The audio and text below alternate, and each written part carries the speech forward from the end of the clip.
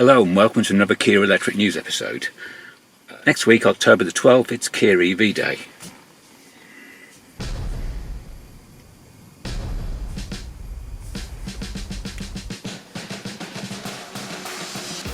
They've done this promo video which doesn't tell you a fat lot.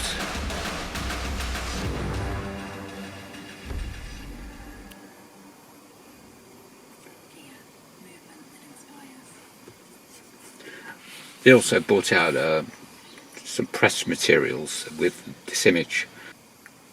If you actually download the image and brighten it and stretch the contrast, you can see two new models. Now you've got the EV6, you've got the EV5 and you've got the EV9. That I think is the EV3 according to Korean car blog. They thought it was the EV4 but they think it's the EV3 replacement for the Soul. And that is probably the EV4, but who knows for sure. But we'll find out next week, along with more information on the EV5. Now that seems to have elements of the EV6, the kind of wide haunches over the back wheels. It might be a saloon. It's difficult to tell. It could be the Kia version of the Ioniq 6. Anyway, what does Kia say about it? It says Kia has announced its EV Day will take place in Korea on October the 12th. This event marks the beginning of what will become an annual tradition, showcasing Kia's new electric models, concepts and technologies, and solidifying the brand as a leader in sustainable mobility. Kia EV Day will provide a comprehensive display of the brand's entire EV lineup, including the EV5, EV6, GT, EV9. Attendees can expect detailed specifications of the EV5, which was launched at the Chengdu Motor Show in August, as well as the introduction of two new concept EVs, which I've shown you. Next story. Kia is to adopt the North American charging standard, which is the actual Tesla-provided standard, which will allow Kias to charge at 12,000 Tesla chargers. Looking for the detail of the press release, they're going to be providing an adapter for existing cars, and Kias that are being built from 2024 in the US will come with the connector built in. They're also promising some software updates. It's not clear whether it's to the charging system or to Kia Connect or both, probably both, but to allow Tesla AutoPay to work, I would guess they've got to update the charging system. That's where you just plug it in and it charges you without asking. Anyway, all the details are in this press release from Kia.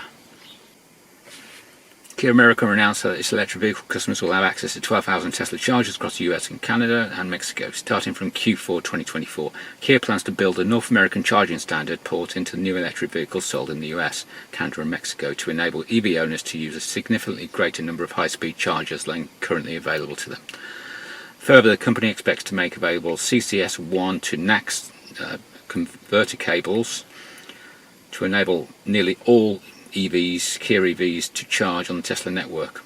That excludes CHAdeMO connectors. Adapters are expected to be made available through Kia dealers starting in Q1 of 2025, so this is some way off. As a leader in electrified mobility, Kia offers a growing number of world-class EVs with high-speed DC charging capabilities that will now be supported by the NACS charging network. Having this kind of sprawling access to charge will no doubt boost customer satisfaction, elevate the EV ownership experience and enable drivers to reach more destinations across the continent on electricity.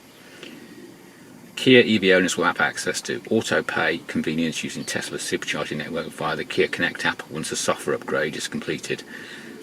Kia EV owners will be able to search, locate and navigate to available Tesla superchargers through their EV infotainment screen and on their smartphone devices, including charge availability status and pricing. There's nothing about what it will cost, but as I say, it probably means an update to the charging system to allow AutoPay to work and for it to talk to the Tesla chargers. It'll be 2025 before this emerges, so we'll see what happens. In the video before last, when it has, which was titled "Has the EV6 12-volt battery charging system changed since 2021?" I asked others to provide some evidence because I was seeing that it was behaving differently now. but my only data was around the time that my 12-volt battery failed back in April of this year. So Alan Brown, who does lots of OBD videos for all different vehicles, said that the behaviour I'm seeing was already in the Nero, and he's got the evidence and videos. So that's in the comments of this video.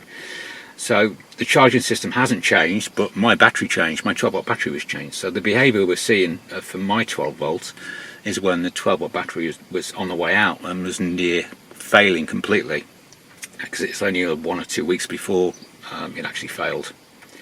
So I'd just like to clear that up. I put the video out there in the first place to try and figure out what was going on, and I've succeeded. Now I know, so I'm always learning. Anyway, thank you for watching.